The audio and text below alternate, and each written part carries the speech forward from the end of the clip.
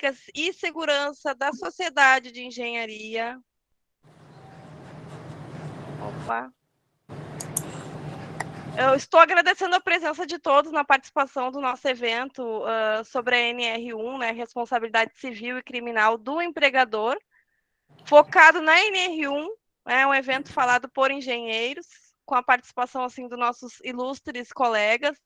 Convido os engenheiros a participarem da Sociedade de Engenharia, lembrando que a Sociedade de Engenharia ela não é vinculada a associações ou sindicatos, ela não é partidária, e ela conta com a presença de vocês até para desenvolver normas técnicas, e a gente convida vocês a participarem das nossas comissões. Existem outras comissões, tá? Que atuam bastante na sociedade. Estou permitindo aqui. Eu vou passar a palavra para o Luiz Henrique, que é o vice-coordenador da Comissão de Segurança do Trabalho e Normas Técnicas, que vai se apresentar e prosseguir. Enquanto o pessoal vai entrando, eu vou liberando. Obrigado, Fernanda. Boa noite a todos. É um prazer poder participar mais desse evento, né, promovido pela Sociedade de Engenharia. E eu quero que todos possam realmente aproveitar esse momento. Meu nome já foi colocado, Luiz Henrique Rebouças Anjos, sou engenheiro químico, engenheiro de segurança do trabalho, como dito já anteriormente, vice-coordenador de segurança, né, dessa comissão, e também vice-diretor da ARES, né, a Associação Sul-Rio-Grandense de Engenharia de Segurança do Trabalho.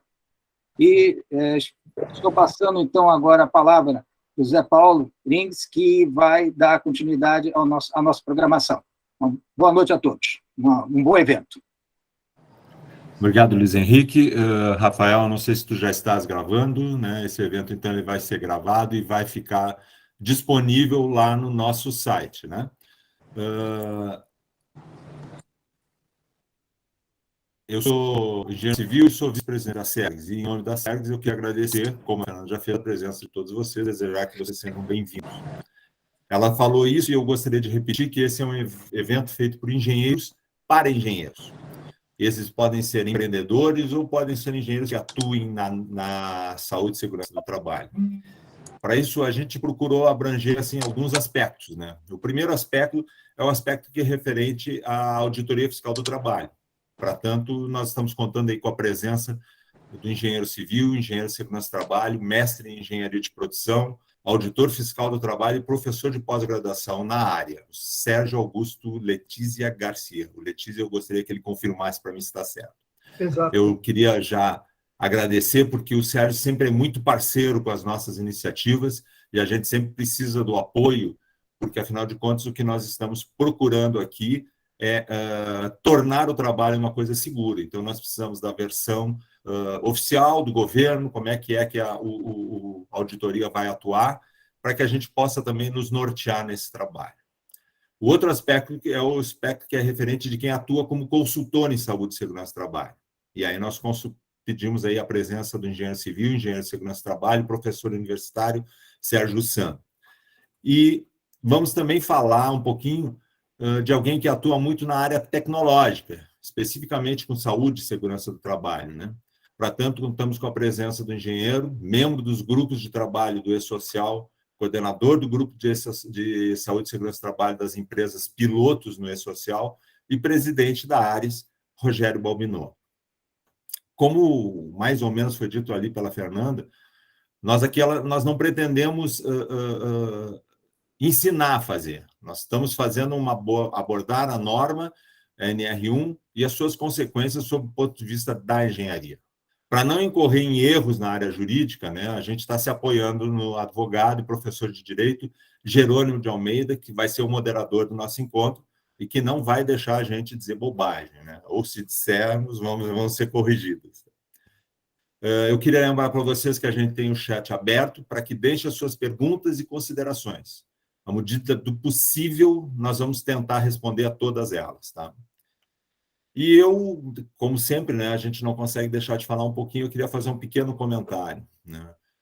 A verdade é que nós não gostamos, né, os engenheiros, na sua realidade, não gostam de falar em saúde e segurança do trabalho. É um assunto pesado E há muitos empreendedores que acham que se ele tiver um técnico, se ele tiver um engenheiro, se ele tiver assessoria, o problema dele está resolvido.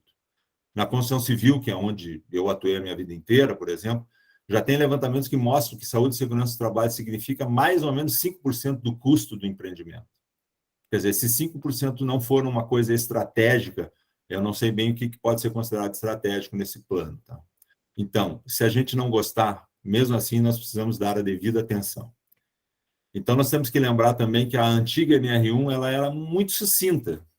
Se a gente for bem honesto também, ela era meio que desconsiderada. Né? E essa nova versão da NR1, ela transformou em uma norma de gestão, com exigências documentais complexas. Se elas são documentais é porque elas têm que ser comprovadas, ou seja, a gente tem que fazer.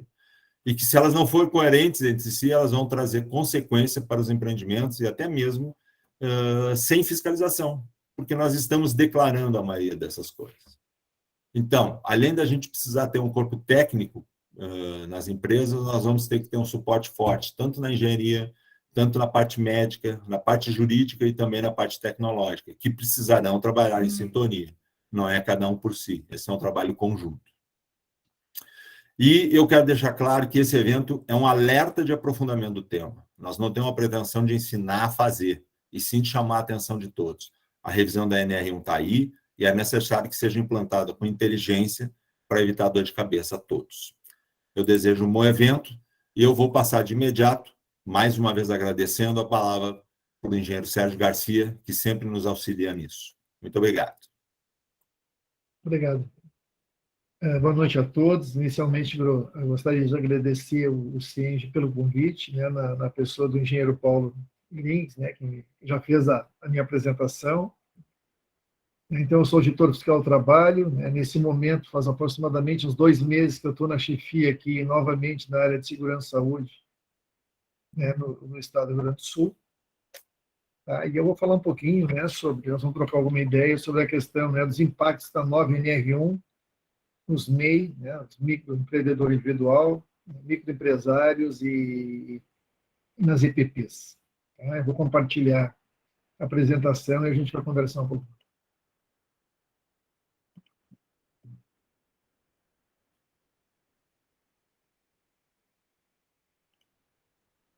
Então, esse é um tema que me coube, né? Um tema bem específico, né? Os impactos do gerenciamento de riscos ocupacionais nas MEI e EPP. Então, desde que iniciou esse processo de revisão das normas regulamentadoras, uma determinação, né, do governo foi dar um tratamento diferenciado, né, para as MEI e EPP.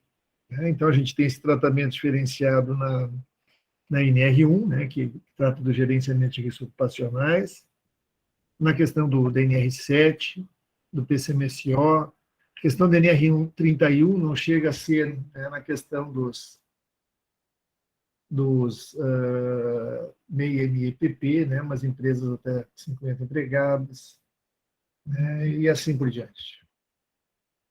Importante, já que nós vamos falar esse tratamento, né, tratamento diferenciados para MEI e EPP, né, falar que a questão da instituição, né, do Estatuto Nacional da Microempresa e da Empresa de Pequeno Porte, ocorreu em 2006, né, através da Lei Complementar 126. Basicamente, né, o que diferencia, né, uma das principais diferenças entre o MEI e a EPP é a questão, né, do limite de faturamento. O MEI tem que tomar cuidado em algumas questões, né? Então, né, a questão de trabalhar por conta própria com o máximo um empregado, né, a questão de desse funcionário público, né, principalmente, e algumas atividades, isso é importante, eu não tenho todas essas atividades, mas algumas atividades não podem ser, né, enquadradas através de microempreendedores individuais. Eu estava comentando anteriormente, né, quando iniciou esse processo de revisão das normas regulamentadoras, ela está sendo baseada em 3 pilares. A questão de harmonização, né, das normas regulamentadoras, inclusive, né, com leis e outros dispositivos legais. A questão da desburocratização e simplificação. e nessas duas últimas, nesses últimos dois requisitos, é que os MEI, ME e PP acabam se enquadrando. Certo? E, grupos de MEI, né? Então, primeira questão dos MEIs, né? Existem atualmente 467 atividades que podem ser executadas por MEI. Opa, desculpa. Deixa eu pegar aqui, que aqui acabou passando. Só um minutinho. Ah, tá. A primeira, né, questão importante, o MEI está dispensado da elaboração do PGR, certo? Então, qualquer local onde o MEI desempenha as suas atividades, ele não precisa elaborar o PGR. Para auxiliar o MEI, né, o Ministério do Trabalho, né, desenvolveu fichas, né, que abrangem 467 atividades que podem ser executadas por MEI. Certo? Então, nós temos disponível, né, já estão disponíveis na internet, né, 39 fichas, né, que abrangem atividades executadas pelo MEI. Tá? Vou falar um pouquinho desses conteúdos, os conteúdos dessas fichas.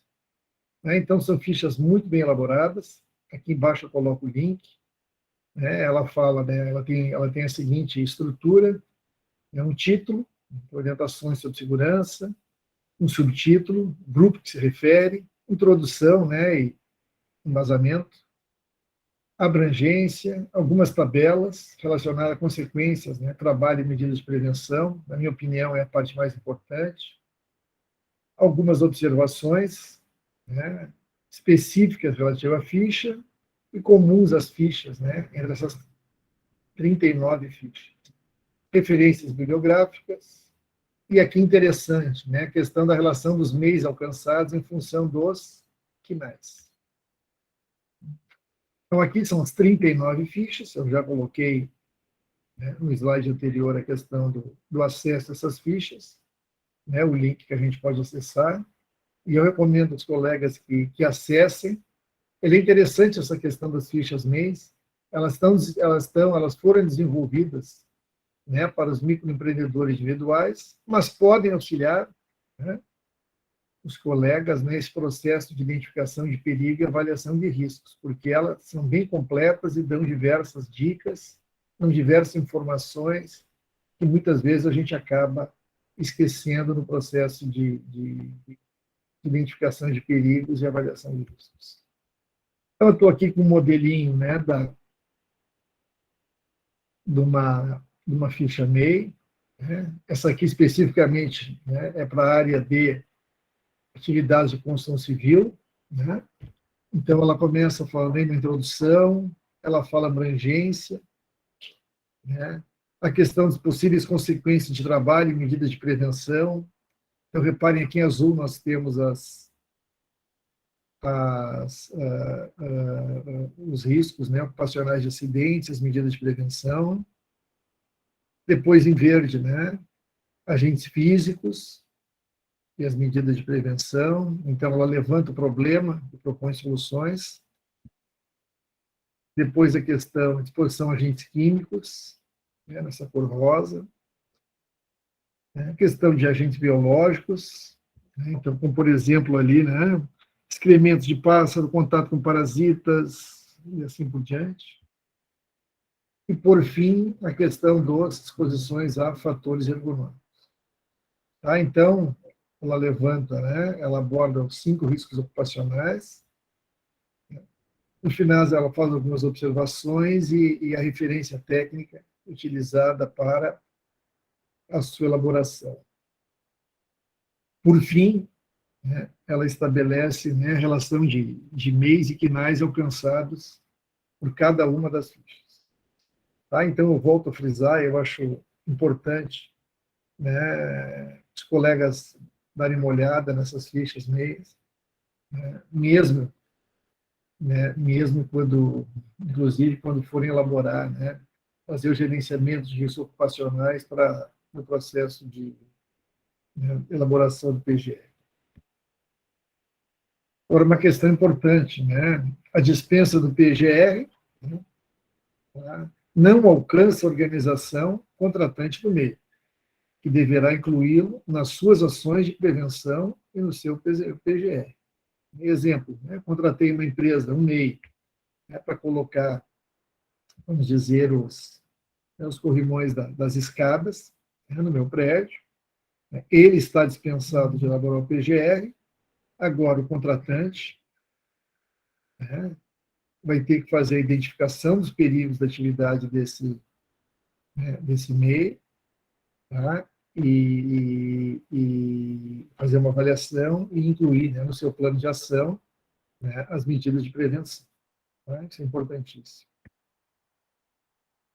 Essa é a primeira questão, então. Com relação às microempresas e EPPs, ela também, né, a NR1 também dá um tratamento diferenciado, né, desde que elas não necessitem constituir SESMIT, né. Estas empresas podem optar pela utilização de uma ferramenta de avaliação de riscos. Certo?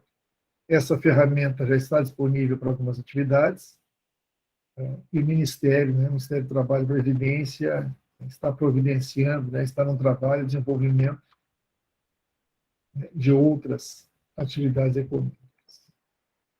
Então, aqui, né, um resumo: NIEPP não possuir SESMIT, né, elas podem optar por ferramentas de avaliação de risco para estruturação do programa de gerenciamento de riscos. Então, nós temos aqui, né, para facilitar o entendimento, nós temos um tutorial, né, nesse link que eu coloquei aqui para os colegas, um tutorial de acesso e utilização, tá, da ferramenta de avaliação de riscos. Então, são 36 páginas, né, detalhando, né, todo esse processo, o acesso à ferramenta, né, que ele é feito pelo gov.br. Então, pessoal, os colegas, né, devem se cadastrar, né, no gov.br, né, escolhe a ferramenta adequada, né, identifica os perigos, define medidas, elaboração, né, do relatório e assim por diante. Então, eu fiz um roteirozinho, né, acesso o link, entramos pelo gov.br. Tá? A partir daí, depois eu vou falar um pouquinho, né, escolhe, define se vai utilizar a ferramenta ou fazer uma declaração, né, conforme, claro, a atividade e os riscos ocupacionais existentes na atividade da microempresa ou da EPP. E aí entra, né, diretamente na página do PGR para a elaboração, né, para desenvolvimento para preenchimento do PGR em função dos riscos ocupacionais existentes. Então, nós temos atualmente, né, PGR, ou seja, né, essa opção, né, essa ferramenta para o desenvolvimento do PGR para açougue e peixaria, né, e um outro acesso, né, uma segunda ferramenta para panificação e confeitaria. Nós temos também, Luiz Henrique, uma específica, inclusive eu estou participando dessa terceira, que é no PGRTR, ou seja, para o Programa de Gerenciamento de Risco no Trabalho Rural. Tá? Essa não foi lançada ainda, a terceira, né, a questão do gerenciamento de risco no trabalho rural, por isso que eu não coloquei no sistema. Certo? Então, não vou me estender, eu recomendo que os colegas entrem nessa ferramenta. Eu entrei nela ainda hoje, tá? Então, coloque em teste o nome de alguma empresa, pode ser CPF também. Eu acho ela bem interessante, mesmo que não seja, né, uma ME ou EPP, eu acho que vale a pena a gente, né, navegar um pouquinho nela e aprender um pouquinho, né, o seu funcionamento. Certo? Então, né, MEPP, a questão das MEPP, além dessa ferramenta, né,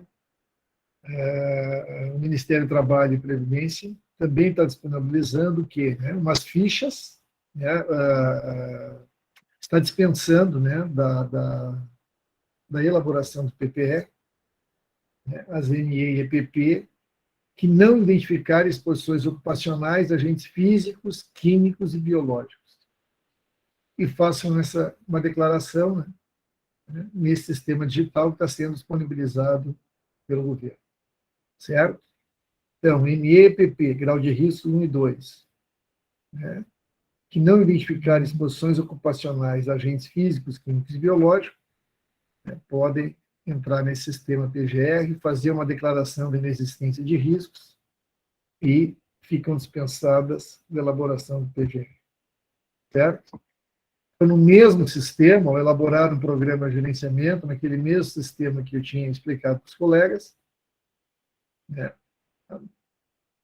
a NE e EPP pode escolher, né, em função, claro, né, entrar num dos dois sistemas, em função da existência ou não de riscos ocupacionais, para emitir a declaração de inexistência de riscos ou elaborar o PGR.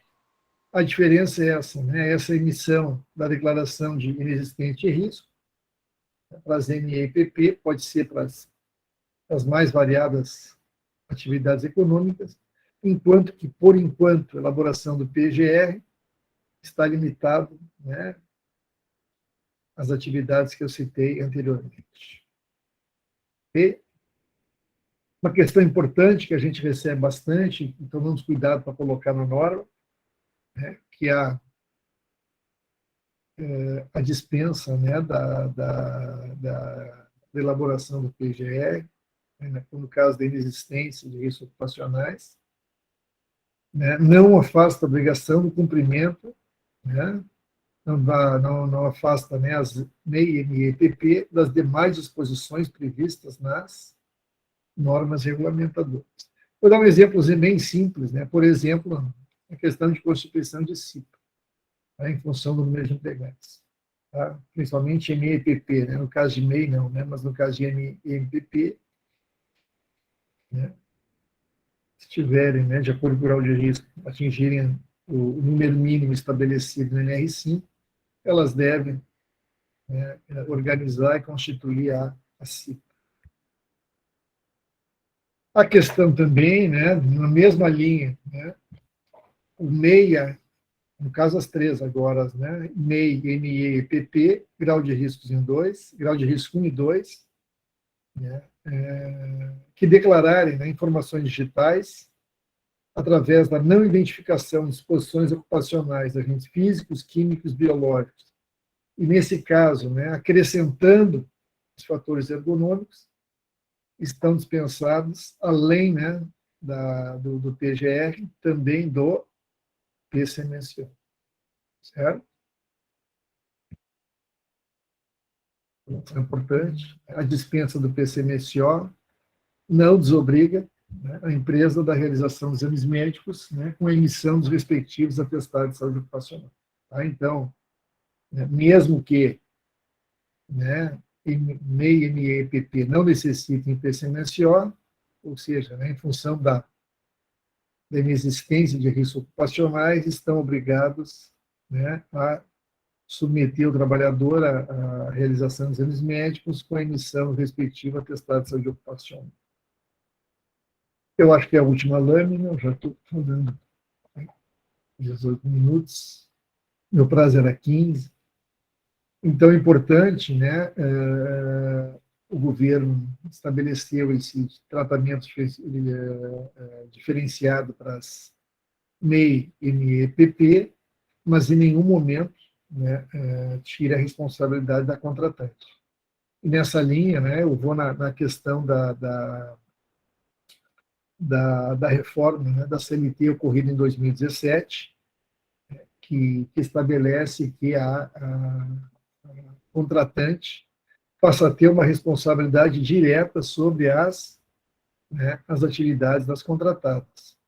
Né? Então, só curiosidade, por exemplo, né, quando é feita uma ação fiscal numa empresa, numa determinada empresa e suas contratadas, né, qualquer, né, as irregularidades que a gente eventualmente encontrar na contratada também podem ser autuadas né, na empresa, na contratante. Tá? Isso só foi possível após a reforma da CLT, ocorrida em 2017. Era isso.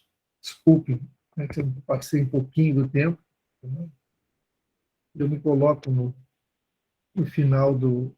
Só parar com o compartilhamento. E eu me coloco à disposição aí para os esclarecimentos que os colegas aí, com as dúvidas que surgiram. Muito obrigado. Obrigado, Sérgio. Bem esclarecedor, e eu acho que é isso que a gente precisa, assim, mostrar que tem um caminho, qual é o caminho que tem que seguir, né? Eu queria lembrar para vocês, que eu acabei não falando, a gente colocou no chat ali, que as perguntas que foram feitas, elas serão respondidas ao final, tá? Então, agora eu vou passar de imediato para nós tentarmos manter o nosso programa de horário aí, para o Sérgio. Vai lá, Sérgio. Bem, obrigado a todos, boa noite. É uma honra participar desse grupo e vou tentar ser sucinto, porque, na verdade, o interesse dessa minha participação é de alerta. É simplesmente fazer um alerta, porque o que eu noto dentro da minha vida profissional é um desconhecimento, um descaso ou desinteresse, mais para desconhecimento da legislação vigente. O pessoal não entendeu ainda, né? Os profissionais ligados à segurança, saúde e trabalho não entenderam ainda o que o governo nos proporcionou agora, nesse momento. Sempre existia a reclamação que as normas eram muito detalhistas, que era um problema, que não tinha critério, proibia a terceirização, várias discussões, e isto foi dito pelo governo de uma forma simples: vocês podem fazer de tudo, o empreendedor pode fazer de tudo, assuma a responsabilidade. Então, o que está meio passando batido é o que é assumir a responsabilidade. Quer terceirizar, quarteirizar, quinteirizar, não tem problema. Assume a responsabilidade do que acontecer. Isto que é o alerta que eu faço. O engenheiro Sérgio Garcia, na última tela, citou a lei que eu sempre abro qualquer conversa que eu participo, que é: a empresa contratante tem que garantir as condições de segurança, higiene e salubridade dos trabalhadores quando o trabalho for realizado em suas dependências ou em local por ela determinado. Ou seja, a responsabilidade de todas a segurança, saúde e meio ambiente do trabalho é do empreendedor ou do empregador. Essa lei é aquela mesma que diz que a contratante é subsidiariamente responsável pelas obrigações trabalhistas e previdenciárias. Outra coisa que também não estão se alertando os empreendedores e os empregadores. Há 3 anos, quando eu falei que a legislação trabalhista e a legislação previdenciária iriam se sombrear, me chamaram de inconsequente. Hoje, vocês vão ver depois, junto ao Rogério Balbinot, engenheiro Balbinot, que a coisa está se misturando. Quem não entender isso também vai encontrar dificuldades. Hoje, com isso que eu falei da responsabilidade, a palavra importante que deve ficar na mente de todos é documentação. Aceitar um trabalhador no empreendimento, seja numa fábrica, seja numa obra, que não tenha a documentação em dia, é assumir os riscos cuja decorrência vai ser, em caso de acidente, assumir os custos daquele acidente. Não, bom, trabalhador informal, isso hoje em dia pode considerar ficção científica. Quem contratar um trabalhador informal, para mim, está tentando o suicídio empresarial. E a falta de documentação, cito coisas simples. O ASO, o Atestado de Saúde Ocupacional, se não estiver correto, a saúde do trabalhador, a segurança dele, a parte médica, será de responsabilidade do empreendedor. Para isso, tem na NR1 uma nova ferramenta, que é o GRO, que é Gerenciamento de Riscos Ocupacionais.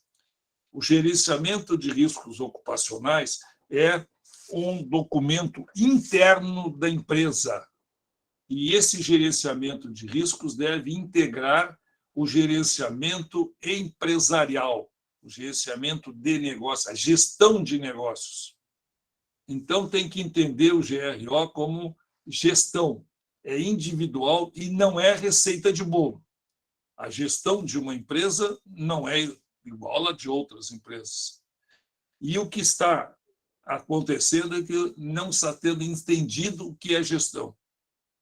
Já amplio um pouco esse raciocínio, porque dentro do GRO, vem o PGR, Programa de Gerenciamento de Riscos. Programa de Gerenciamento de Risco, o nome está dizendo, é uma carta de intenções, é aquilo que vai transcorrer durante um período. E dentro do programa tem um inventário de riscos, que isso, quando eu vi a primeira vez a palavra inventário, para mim, inventário é quando um sujeito falece, vê os bens, faz o inventário para fazer a divisão. O inventário de riscos é simples. Quem determina o risco de um trabalhador em um empreendimento é o empreendedor.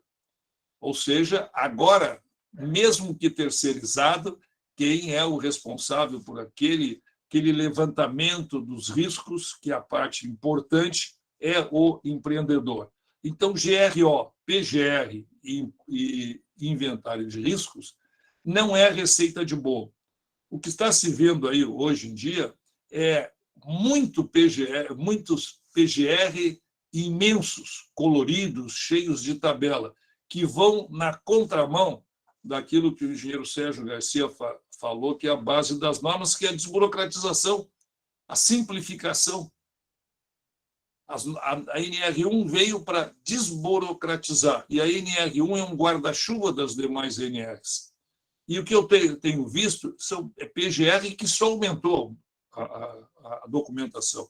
Então, tem que tomar muito cuidado na contratação de profissionais inexperientes. E lembrando que é um processo contínuo e interno da empresa. Não adianta contratar um PGR e guardar na gaveta. Não é documento de gaveta, não é receita de bolo, em primeiro lugar, e não é documento de gaveta.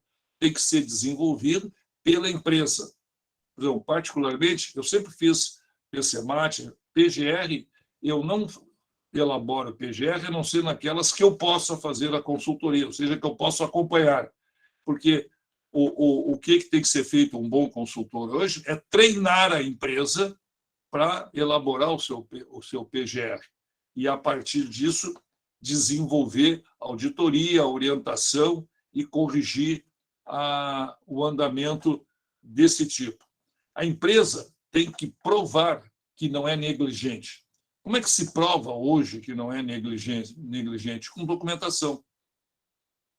Aumentou a documentação? Não, porque a documentação sempre existiu, só que era relegada a segundo plano.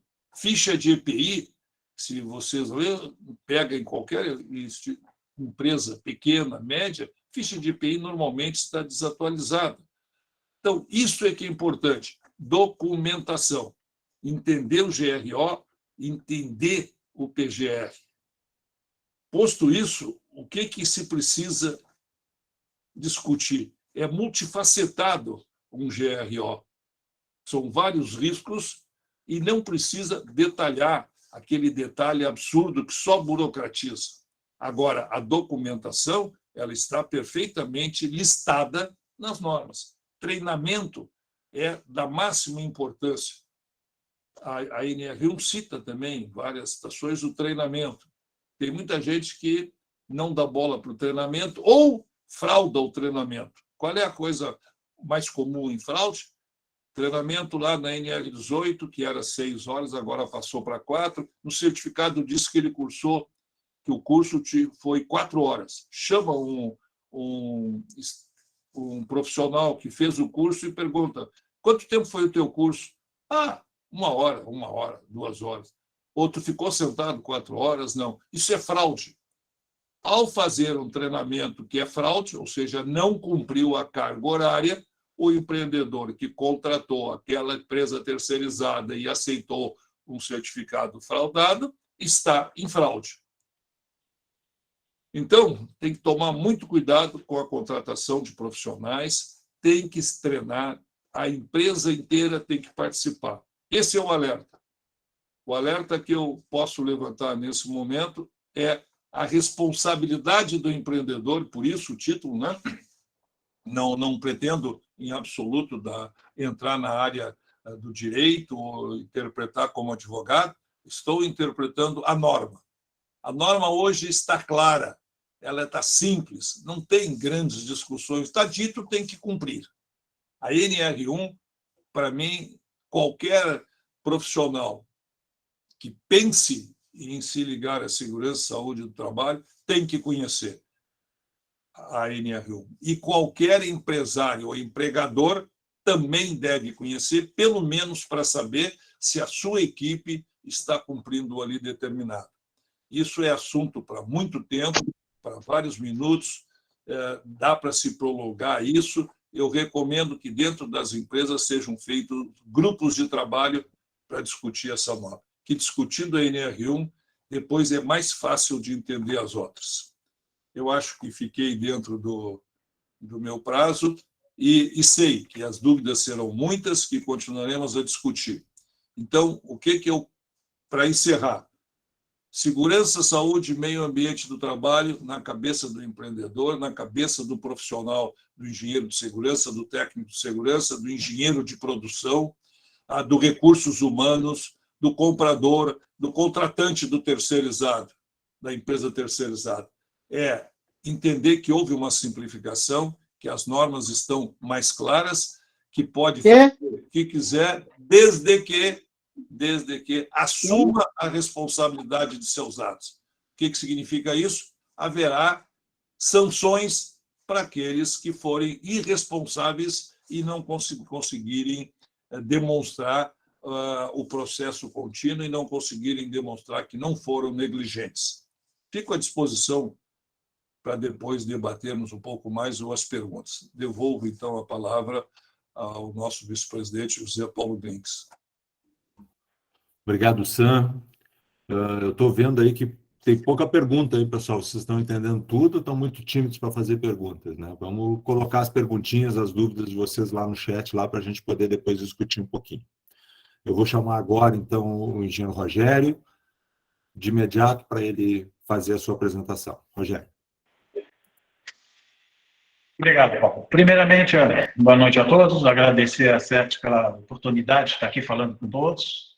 E passando, como o próprio já foi dito até agora, a nossa ideia aqui não é estar ensinando ninguém, mas dando alertas sobre o que está acontecendo, essas mudanças que estão ocorrendo no Brasil, na nossa área de segurança do trabalho.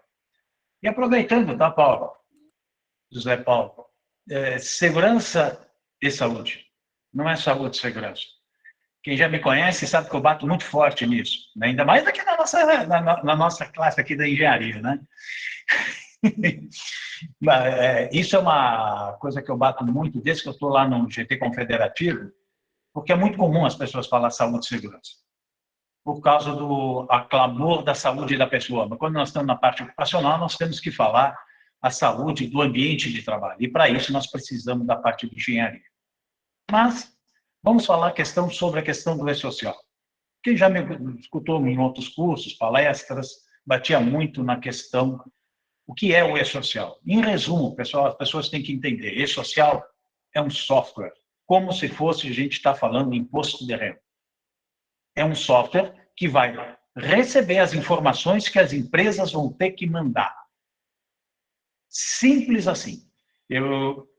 Só que as empresas têm que começar, empresas, profissionais, têm que começar a se dar conta que informações que eu vou mandar, a qualidade das minhas informações, as evidências que eu tenho de todas essas informações.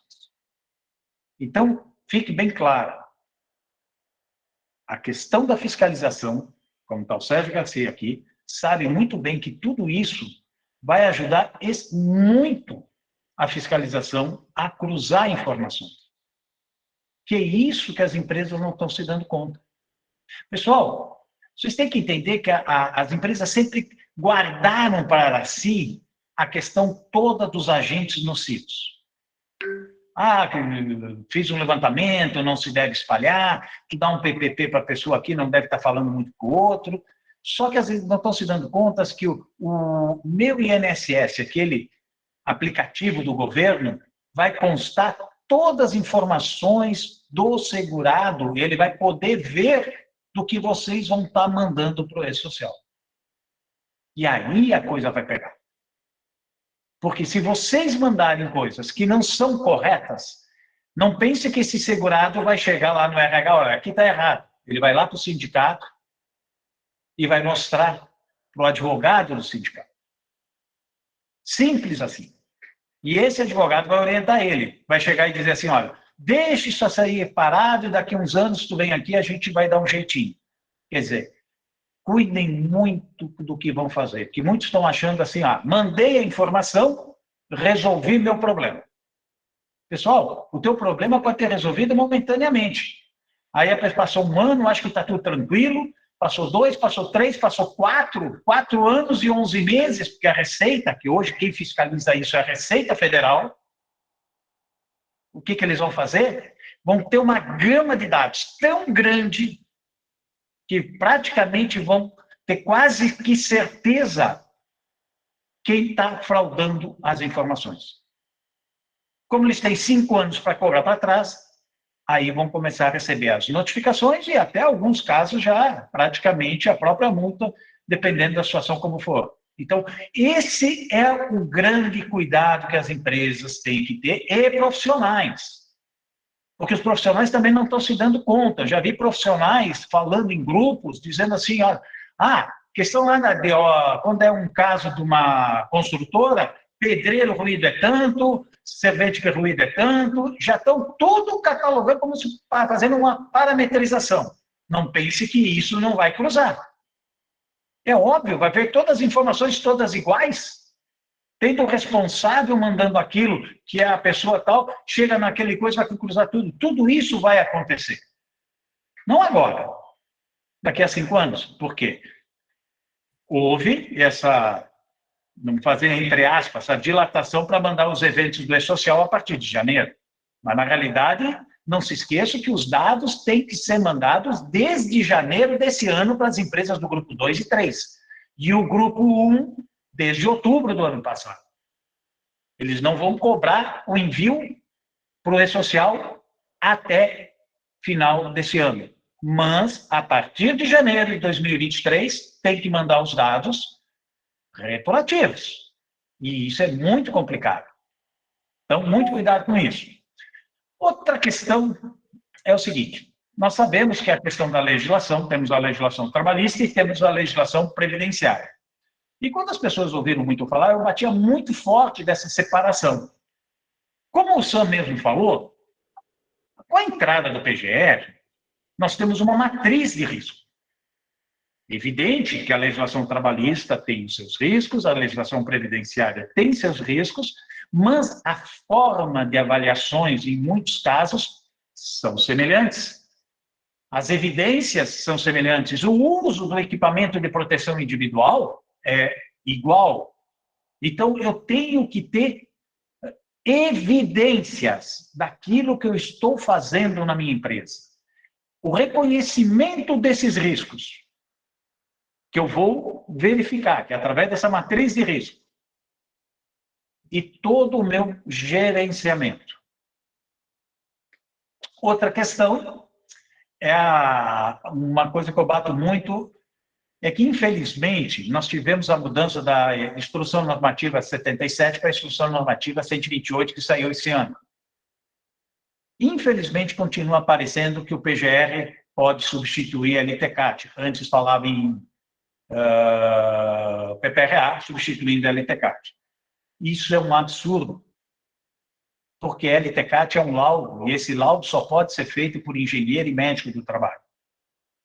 PGR, o próprio PPRA, não tem só essas pessoas, é mais abrangente, digamos dessa forma.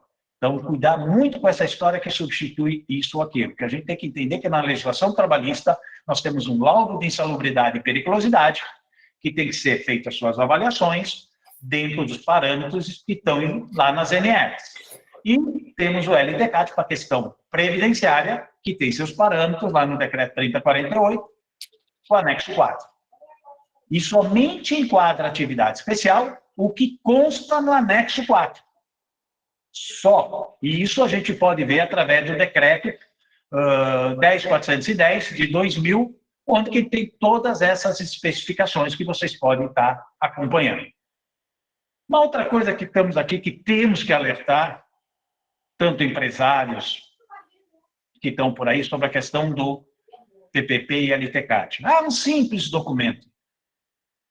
As pessoas já se deram conta que uma multa por um PPP mal elaborado ou não elaborado, ele vai de 2.926 a mais até 292.650, um PPP. De uma pessoa pode ter uma multa de quase 300 mil reais. Iniciando em 2.926. O LTCAT, por exemplo, mal elaborado ou não feito, a multa é de 29.265. São multas pesadas. E essas multas, até vou fazer assim, é Receita Federal, não é o Ministério do Trabalho ali com o Sérgio Garcia, que dá um jeitinho, né? Às vezes a gente chega, dá uma chance. Receita Federal não dá chance. E é isso que tem que alertar. As empresas têm que se dar conta. Então, aquilo que o senhor estava falando antes, sobre cuidado com o profissional que vocês estão contratando, é fundamental. Para saber o que ele está fazendo. E outra, falando sobre o profissional, a responsabilidade desse profissional. Eu vejo profissionais falando nas redes, não, a questão da mensageria eu não vou fazer, isso é com a empresa ou lá com o escritório de contabilidade. Vocês acham que o outro fazendo a mensageria tira a responsabilidade de vocês? Eu prefiro eu fazer a mensageria, saber do que está acontecendo e ter gerenciamento dessa informação, porque aquele dado que eu mandei, eu sei exatamente como eu avaliei no local do trabalho. Isso é fundamental. Outra questão que é importantíssima, vocês se darem conta, que eu vejo, que é muito comum. O profissional chega numa empresa, faz avaliação num ano, acha um nível de ruído lá de 88 decibéis, vamos dar um exemplo. No ano seguinte, vai de novo, no mesmo setor, achou 82. No outro ano, vai e acha 95. Vai num outro ano, ficou abaixo de 80. Quer dizer, não preciso nem mandar para o E-Social. Pessoal, eu estou dizendo isso porque eu tenho uma situação real dessa circunstância de uma empresa multinacional. Que eu cheguei a questionar o engenheiro, para ter uma ideia. Cara, como é que nesse caso aqui, o ruído não teve nem a ação para mandar para o E-Social, ficou abaixo de 80? Certamente essa medição foi num dia que estava desligada as máquinas. E como é que tu adotou esse valor? Tu tem que descartar esse valor. Esse é o problema. As pessoas medem, lançam e mandam. Pessoal, nós temos que ter uma avaliação, tem que ter um histórico, acompanhamento, o que aconteceu, por que o ruído ficou mais alto esse ano ou mais baixo. E eu tenho que registrar essas evidências. O cara comprou uma máquina a mais e o ruído aumentou. Beleza, registra lá. Mas por que baixou? Fizeram uma manutenção, enclausuraram uma máquina. Registra. Porque esses registros vão ser fundamentais para quando a Receita cruzar esses dados e vier te intimar para tu esclarecer por que houve essa mudança. Então, a evidência dessas informações são muito importantes. Coisas mais que a gente fica falando também, hoje, parte de software, cuidados, tem muita gente que entrou no mercado achando uma oportunidade de trabalho e as coisas estão mudando drasticamente. E eu me assusto muito porque nas redes sociais as pessoas ficam fazendo pergunta, misturando. O agente que está aqui o cara tem direito à insalubridade, então ele vai ter direito à aposentadoria especial. Porque o juiz, numa sentença, o cara entrou com... Pessoal, desligar o microfone. Nelson Burilli? Vamos lá, continuando. Então, vejam bem, Perdi meio sentido aqui, mas vamos lá.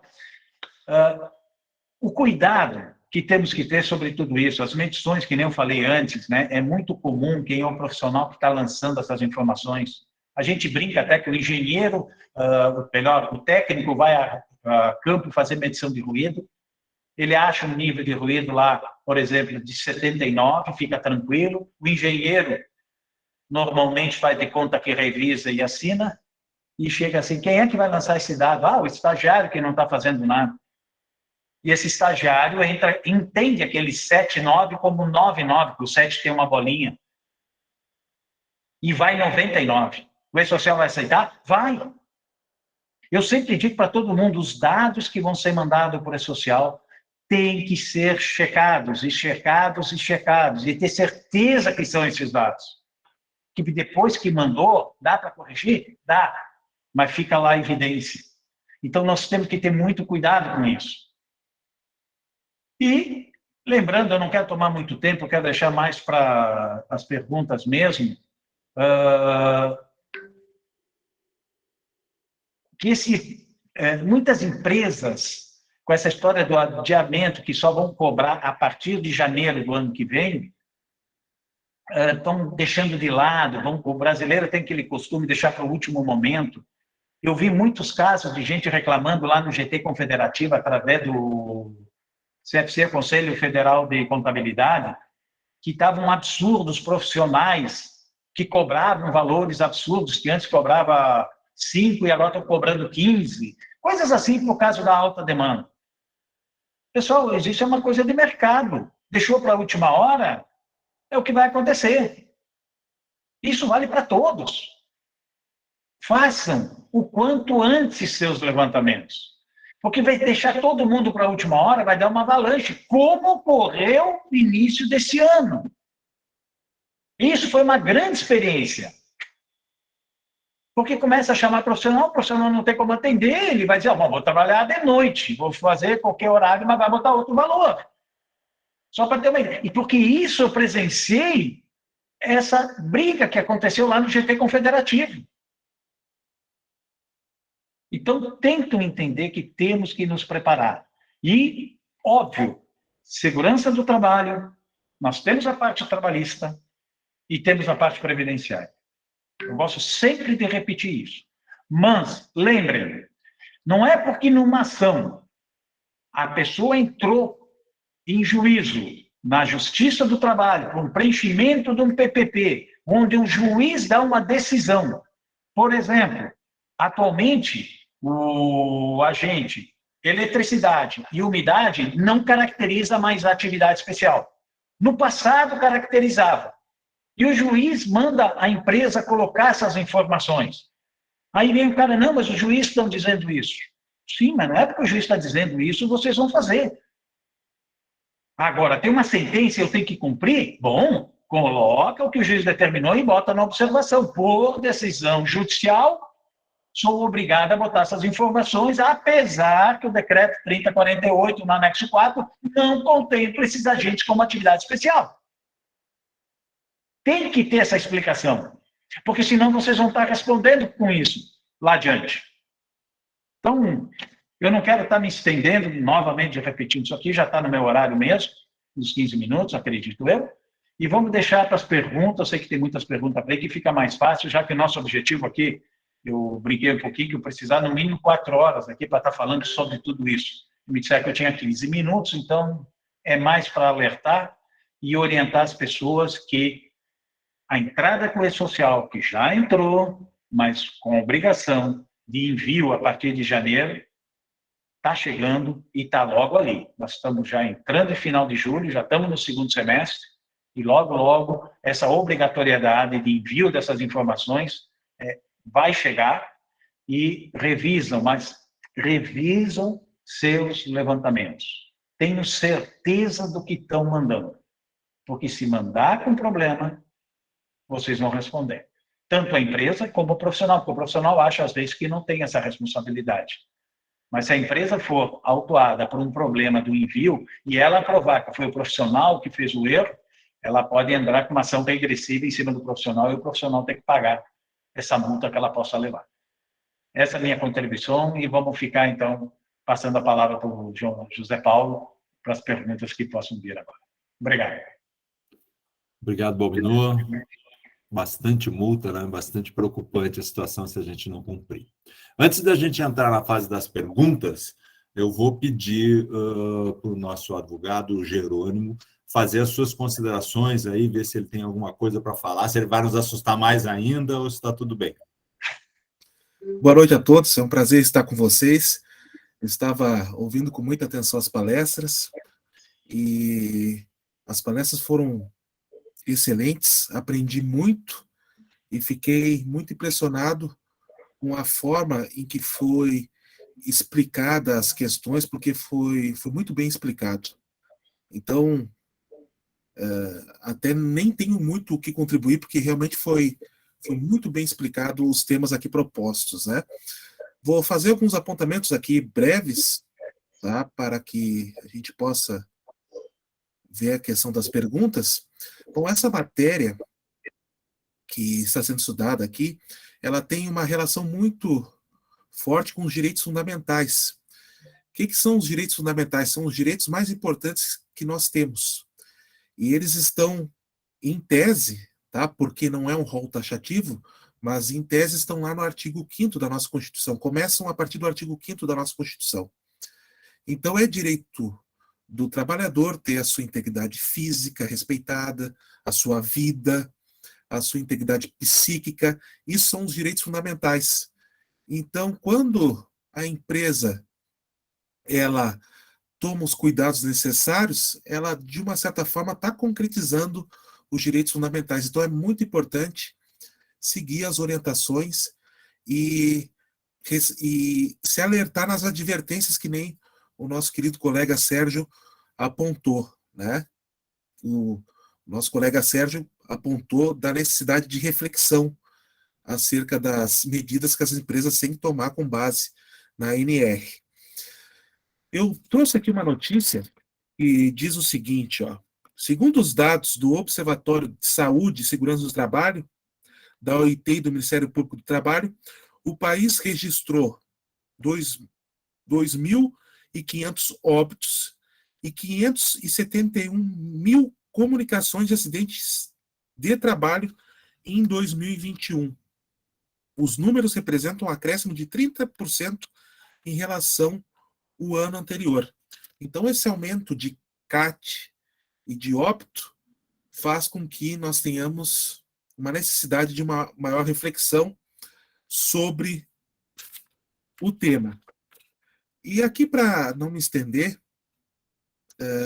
eu só vou falar aqui do princípio que rege, né, o direito, que é o princípio da reparação integral. Então, se o trabalhador tiver um dano ou vários danos, todos eles têm que ser reparados, tá? Porque vige no direito, como regra, esse princípio da reparação integral, né?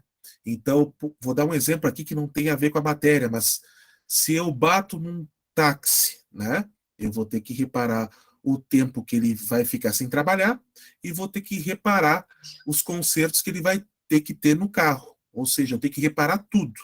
Essa que é a ideia do princípio da reparação integral. E só para complementar ali o que o nosso amigo Rogério, que brilhantemente expôs, cada ramo do direito, né, às vezes usa uma nomenclatura diferente do outro. E a observação que ele fez é muito pertinente, né? Às vezes tem clientes que pensam, eu tenho insalubridade, então tenho atividade especial. Não, muito cuidado, né? Direito trabalhista é uma coisa, direito previdenciário é outra.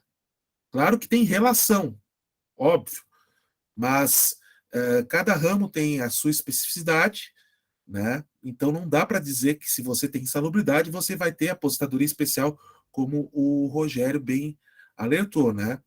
No direito previdenciário tem que se ver o LTCAT, o PPP, né? E a partir daí que o juízo, ele toma uma conclusão acerca se vai ter atividade especial ou não. Claro que tendo insalubridade já é um início, já é um indício, mas não quer dizer que vá se aposentar.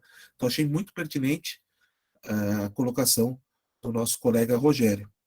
Mas eu queria agradecer em especial a Fernanda pelo convite e realmente fiquei muito feliz por estar participando aqui com vocês, porque aprendi muito. Está dando um probleminha aí.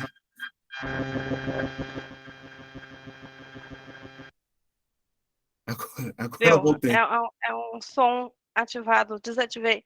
Eu que agradeço a presença do doutor senhor Jerônimo, advogado, né? Mas, Fernanda, muito obrigado mesmo pelo convite. A Fernanda é uma colega muito gentil, uma colega muito inteligente. E volto a frisar, não estou dizendo aqui para agradar, longe disso. Estou sendo muito sincero. Foi um prazer mesmo, aprendi muito com todos. Fiquei muito feliz que a gente aprendendo, né, conhecendo mais detalhes, eu me sinto muito realizado. Então, agradeço de coração por vocês serem muito gentis e por serem colegas que têm uma profundidade muito grande sobre o tema tratado e passaram de forma brilhante. Obrigado mesmo. Bom, nós é que agradecemos, né, a sua participação, assim nos dá um pouco mais de confiança para poder seguir nesse assunto, porque há uma inter-relação que às vezes a gente tenta não ver entre qualquer assunto, né, o assunto de engenharia com a área médica, que nós temos alguma em segurança e saúde do trabalho, é isso, Rogério? Não errei agora, segurança e saúde do trabalho, né, com a área jurídica, né, são coisas que se interrelacionam de forma muito forte e que a gente tem que começar a notar esses profissionais conversando um pouco mais juntos dentro do ambiente de trabalho, não tanto mais lá no seu escritório agora. A participação do médico lá, ela é fundamental, e a participação do advogado também dentro do local de trabalho. Eu tenho a mania de dizer canteiro, vem isso da minha formação, então desculpa, mas do ambiente de trabalho, ela também é fundamental. José Paulo, só para complementar, pois não. Isso que você falou, né, concordo plenamente, até eu digo em sala de aula, né? Hoje o advogado ele tem que ter do lado um bom contador, um médico para trabalhar nas ações acidentárias, para analisar laudos, para ser assistente do advogado, e também um engenheiro nas ações trabalhistas. Então é muito importante estarem conectados esses profissionais, porque realmente, de uma certa forma, contribui muito numa causa, né? E na discussão das normas, né? No avanço da legislação. Perfeito, isso mesmo. Bom, eu acho que a gente pode, então, agora entrar na fase das perguntas, né? Eu vou começar aqui com as perguntas que eu vi no chat. Se alguém tiver mais alguma coisa, ainda dá tempo de colocar. Mas deixa eu ver, eu até botei uma pergunta, só um instantinho aqui, que entrou alguma coisa indesejável aqui. Eu tinha feito essa pergunta aqui para o Sérgio Garcia, né? Ou seja, no caso da construção civil, né, uma empresa terceirizada precisa elaborar o GRO específico para o canteiro, né? E a empresa tomadora tem que elaborar um GRO que englobe os diversos GROs das empresas terceirizadas também. Como é que vai funcionar isso? Vamos lá. Me estender um pouquinho, até porque não só sobre a questão, mas outros temas aí que foram colocados que me preocupam um pouco. A primeira dela, a questão do NR18, estabelece, né, que as contratadas devem fornecer a contratante, ou seja, as empresas terceirizadas, né, devem fornecer às contratantes o inventário, né, de risco das suas atividades. A partir desse inventário de riscos, né, a contratante, né, vai elaborar o PGR, né, vai fazer o gerenciamento, vai elaborar o programa de gerenciamento de riscos no canteiro de obra e elaborar o plano de ação. Certo? Então, as contratadas, né, segundo a NR18, se eu não estou enganado, 18.4, alguma coisa, ela estabelece, então, a contratada vai fazer inventário de risco em função das suas atividades, vai fornecer ao contratante esse inventário, o contratante, né, vai elaborar o PGR por canteiro de obras, até porque essas atividades podem ter relação, né, e essa relação das atividades, elas podem, de alguma forma, interferir, né, e oferecer, né, alguma situação de risco, diversas situações de riscos para outras contratadas. Então, ela vai fazer esse casamento do inventário de risco das contratadas, né, e elaborar o PGE e fazer um plano de ação. Por canteiro de obras.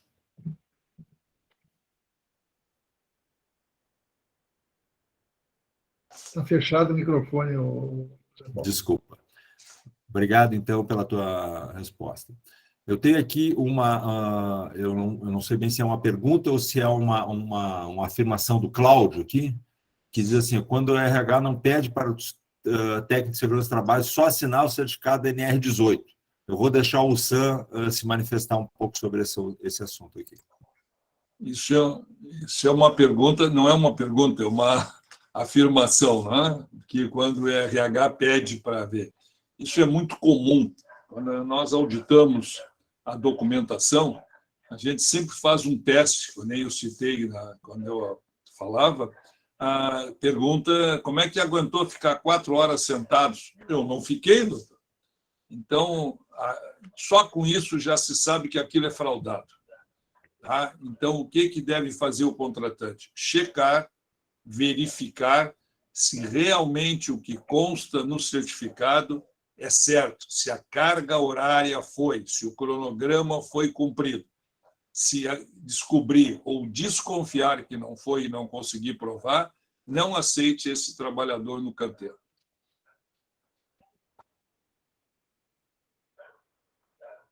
Som. Eu esqueci. Vamos lá. A Roselane aqui fez uma pergunta também para o Sam, e depois tem uma para o Sérgio Garcia, mas era assim, tu destacou a capacitação. Como avalia a capacitação 100% em EAD, como para normas como a 33, a 35, entre outras? Esse é um assunto bem atual, né? Nós estamos com dificuldade de entender como é que fica o ensino à distância aí. É simples, quando se fala em AD, qualquer técnico, qualquer engenheiro diz, eu vou entrar em AD e acha que pode fazer. Eu recomendo lerem com muito cuidado o anexo 2 da NR1, Diretrizes e Requisitos Mínimos para Utilização de Modalidade de Ensino de Distância Semipresencial. E vocês vão ver que são raríssimas as instituições no Rio Grande do Sul que têm condições de promover cursos em EAD. É raríssimo. É extenso, para vocês imaginarem, são 2 folhas e meia só de orientações e exigências. Para dizer algum, tem que ter toda uma estrutura pedagógica, tem que ter equipamentos para isso, tem que ter responsável pela capacitação. Leiam que vocês vão ver que EAD não é para qualquer um. Roselane, só instituições muito bem organizadas, instituições de ensino organizadas que vão poder ministrar em EAD. Ô, José Paulo, posso complementar um pouquinho? Só para ver, assim, a Roselane iria perguntar para ti, Sérgio, como é que a superintendência estava vendo esse assunto do EAD. Então, eu acho que a tua complementação é perfeita. É agora. Perfeito, obrigado. Primeiro, gostaria de cumprimentar, estou vendo aqui na tela, Maria Regina. Tá? Boa noite, Maria Regina. Tudo bom? Esse é um problema que a gente está tendo. Eu gostei muito da fala do Sam, eu vou nessa linha. Essa questão do EAD, recomendo que os colegas dêem uma olhada nesse anexo 2, né, para se eu não estou enganado, NR1. Olha, se a gente for verificar os requisitos estabelecidos, né, a questão do ensino à distância, ele ficou, não vou dizer mais difícil, ele ficou bem mais complexo. Bem mais complexo. A gente tem recebido diversas demandas aqui no Ministério do Trabalho de colegas que têm o entendimento que é o seguinte: eu pego, né, então o ensino à distância passa a ser o seguinte, em vez de ser uma aula, né, ou seja, em vez de ser uma apresentação, né, ou todo aquele processo de ensino-aprendizado presencial, né, naquela troca de experiência, ele simplesmente, eu ligo uma câmera, e fico aqui conversando com as pessoas e passo os conteúdos e atende o ensino à distância. Não tem nada a ver com isso. Isso não é ensino à distância. Você colocou muito bem. Tá? Então, isso é a primeira questão. Tá? Nós não estamos, o Ministério do Trabalho não está aceitando, isso não está previsto no anexo 2, né? Simplesmente, né, fazer um grupo, né, um Google aí, um meeting aí, e colocar os profissionais todos online e fazer esse tipo de treinamento. Era uma demanda dos empregadores, a questão do ensino à distância. O governo, né, acatou, até porque parece que veio junto com a pandemia, né, foram coisas que vieram meio que de forma integrada, mas essa é uma questão importante. Tá? Então, eu diria o seguinte, se alguns acham, né, agora permite ensino à distância, vamos ser realistas. Antes a gente recebia aqui diversos colegas profissionais reclamando desses cursos aí que a gente tinha, né, vendidos praticamente pela internet. Então, eu acho que a NR1, né, estabeleceu critérios claros para o ensino à distância, que não inclui, ou seja, né, não é apenas ligar um vídeo, um notebook e dar uma aula presencial. Mais uma observação, eu participei de algumas normas, a 31 e a 33, pelo menos, que eu coordenei. A 33 não estabelece, em nenhum momento ela estabelece qualquer tipo de curso, né, 100% na modalidade EAD. Ela estabelece na modalidade presencial e no mínimo 50%.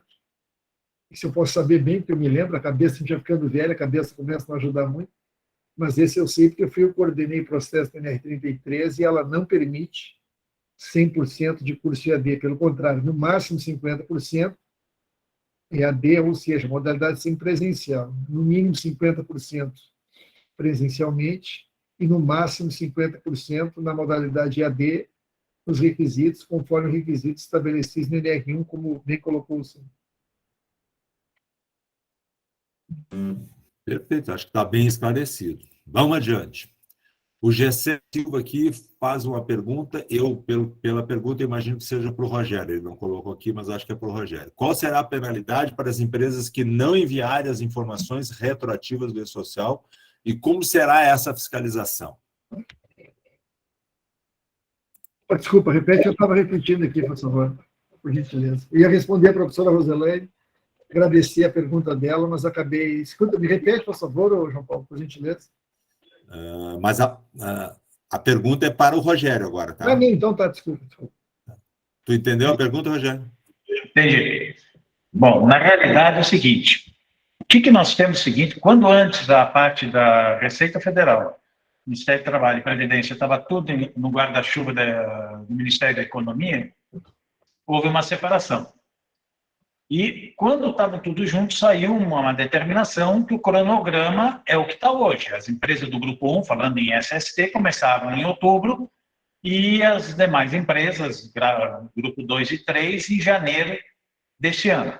E os órgãos públicos a partir de julho agora. E depois, com a separação, o Ministério do Trabalho passa uma nota sobre a não fiscalização, do não envio esse ano. Quer dizer, a obrigação já está desde antes. Agora, como vai ser essa multa, eu não tenho esse tipo de informação. Agora, como eles vão fiscalizar, isso eles... Tu entende? A fiscalização deles vai ser tudo através dos computadores, através do E-Social. Entende? Agora, como vai ser esses valores, isso eu não sei ainda. Mas isso, o que vai acontecer? Aquilo que eu falei para vocês, toda multa que a Receita Federal que vai fiscalizar isso, ela pode fazer até 5 anos. Quer dizer, tem bastante tempo para cobrar e saber como vão fazer isso. Essa é que eu posso passar agora nesse momento. Ok, obrigado. Vamos ver aqui. Também é para ti aqui. Qual a importância de um software de gestão de segurança e saúde do trabalho, em letras maiúsculas, viu, para não errar, para prevenir problemas em relação às questões trabalhistas previdenciárias na minha empresa?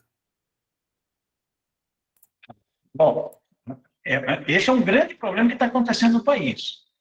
Primeiro, nós temos muitas empresas de RP, folha de pagamento, entende? Grandes empresas, e eu via muito lá, só dar um testemunho meu, junto ao GT Confederativo, nós falando da área de segurança do trabalho, era eu e praticamente mais 2 pessoas lá, José Luiz e Rafael.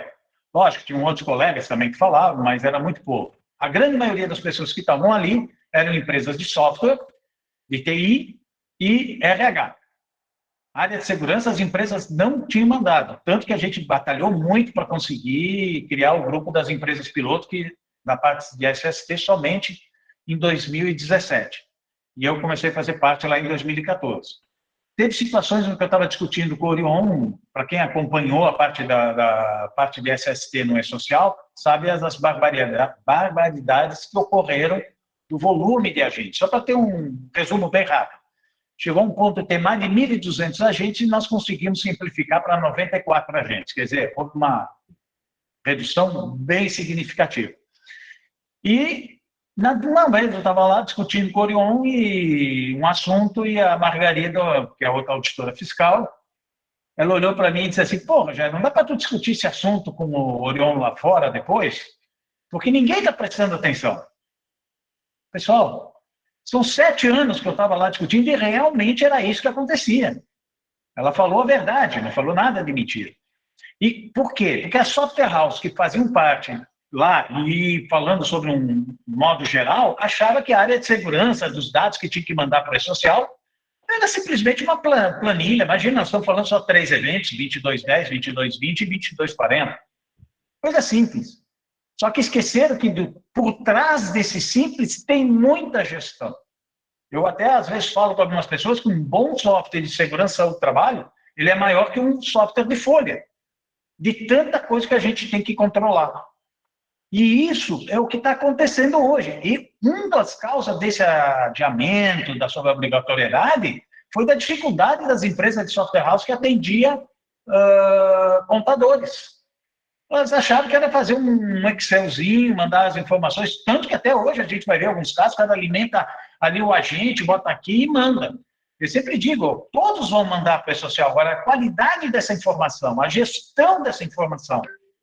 E outro grave problema foram as empresas. Eu diria eu sempre falo em alguns cursos que segurança, saúde e trabalho são 3 letras, e não é SST, é ASO.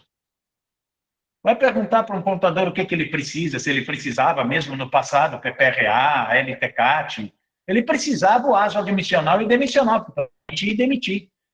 Essa é a nossa realidade no país como um todo. E os sistemas, a outra coisa que eu falo, né, qual é o melhor, muitos falavam no mercado, qual é o melhor software que tem? Eu digo, o que faz o ASO mais rápido. Era faturamento. E ninguém se preocupou com a área de segurança, com raras exceções. Sempre foi denegrida para o lado a parte de segurança do trabalho. Então, a construção de um bom software começa pela área de segurança do trabalho. Então, quando vai no mercado, avaliar tudo isso. Primeira coisa que a gente tem que saber num software, que eu sempre digo, o cara chega, tu tem 2 campos para alimentar os agentes no sítio, tipo ruído, tem 2 campos para o Ministério do Trabalho e pela Previdência? A resposta, mas para que 2 campos? Nem continua mais a pergunta, porque o cara não entende nada. Porque, na realidade, eu precisaria de 3. Porque Ministério do Trabalho, Previdência, e se eu quero fazer gestão da minha empresa, eu tenho que ter para usar a CGH, que é uma gestão que eu vou fazer interna. Agora, para pequena empresa, eu digo, olha, se ela conseguir atender já o que diz a própria legislação nossa, que é o Ministério do Trabalho e a Previdência, que são ultrapassadas, já é uma grande coisa. Agora, grandes empresas, se não fizer um trabalho de proteção do trabalhador, pensando além da nossa legislação, que agora está se mudando muitas coisas, estão sendo melhoradas, eles vão ter problema, e problemas sérios. Então, essa é a preocupação. Vejam o sistema que vocês estão adquirindo. Esse sistema atende realmente a parte do Ministério do Trabalho, Previdência, e se ele faz a parte de mensageria. Então, esse é um resumo e é uma coisa que daria para se falar muito, muito sobre esse assunto, mas eu me preocupo muito com isso, que eu tenho falado muito sobre isso. Obrigado, Rogério. Vamos ver qual é a próxima aqui.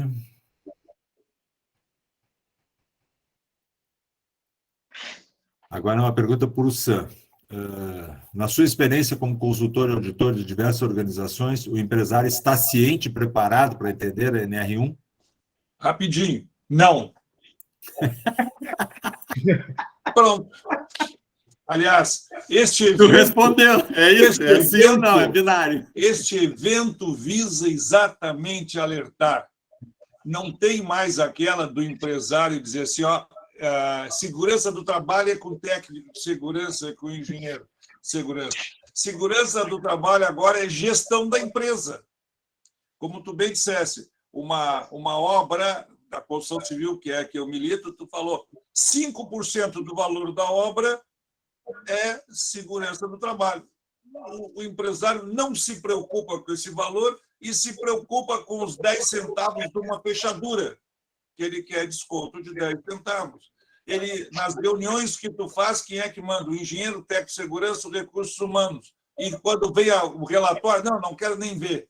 Isso não existe. Está na hora dos empresários, dos empregadores, dos empreendedores, bom, porque é grana.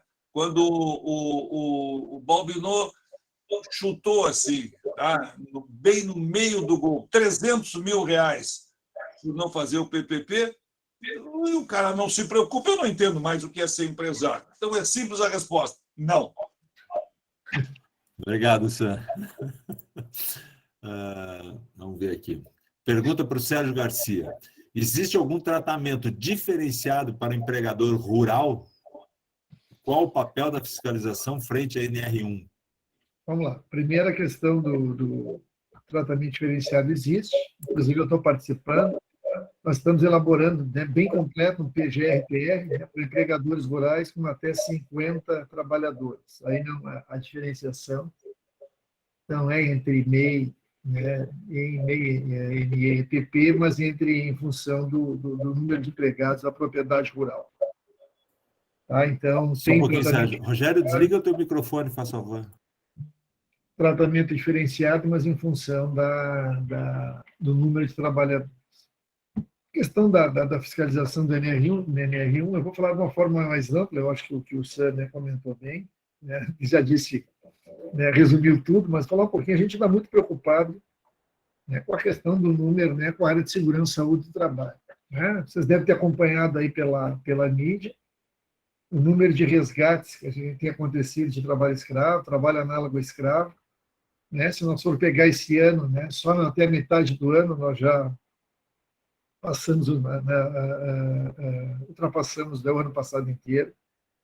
Agora o colega, né, o colega doutor Jerônimo ali colocou a questão, né, aumento de 30% das CATs, número de óbitos, ou seja, apesar, né, das normas regulamentadoras, né, terem esse propósito, né, de harmonização, simplificação, desburocratização, dando, né, valorizando os profissionais da área de segurança, que eu acho importante. Né, o que a gente tem notado é que a frequência, né, a questão dos acidentes de trabalho tem aumentado. Vamos ser realistas, assim como a questão... Então, as questões, né, os locais de trabalho, isso tudo reflete, ou seja, né, precarização dos locais de trabalho, das condições de segurança e saúde do trabalho. E, consequentemente, a gente vai ter um aumento do número de acidentes, não tem a menor dúvida. Então, nós temos essa preocupação, né? A gente acredita, quais são as causas, né? A gente tem ainda não tem, vamos dizer, um estudo, né, concluído, né? Mas acredita que talvez o processo, né, de terceirização, né, como a forma como tem sido feito, né? Ou seja, né, sem um adequado acompanhamento desse processo de terceirização, né, uma responsabilização. Esse tempo até o Sam teve aqui, né, o Sam na superintendência, a gente conversou bastante sobre isso, mais de uma hora conversando. Então, isso nos preocupa bastante, a questão né, desse processo de terceirização e precarização das atividades, redução do número de auditores fiscais, né, queiramos ou não, né, a presença da fiscalização de alguma forma, né, de muitas formas, né, acaba fazendo, né, com que as empresas, né, cumpram as normas regulamentadoras. Então, essa é a primeira questão. A segunda questão, nós estamos também notando, já falando como é que a gente tem visto a questão da fiscalização do NR1, a gente tem notado um problema grave, viu, Balbinot, na questão das matrizes de risco. Tá? As matrizes de risco têm sido o nosso calcanhar de Aquiles até o momento. Tá? Por um lado, a NR1, né, estabeleceu, né, ou definiu que cabe ao empregador, no caso do empregador profissional que ela escolher, ou seja, que ela contratar para fazer esse processo de estabelecimento do nível de risco em função basicamente, né, da probabilidade e gravidade, seriam as duas questões básicas, mas eu posso incluir outras, né, posso incluir frequência, eu posso incluir número de trabalhadores expostos, assim por diante. E a gente tem verificado, tá, isso já é uma constatação, né, que a questão da avaliação de riscos tem sido feita nesse processo, né, identificação de perigos, avaliação de risco, para estabelecimento do nível de risco. A gente tem encontrado muitos problemas, sinceramente. Então, eu alerto isso para os colegas, né, tomarem cuidado nesse processo de avaliação de riscos, né, porque cabe a nós, ou seja, se a gente estabelecer um nível de risco ou subestimar, né, um determinado de risco, isso vai acabar acontecendo, né, um acidente ali na frente. Então, o que eu recomendo para os colegas? Né, façam uma adequada avaliação de riscos. Né, às vezes, mais importante, né, inclusive, eu estava esses dias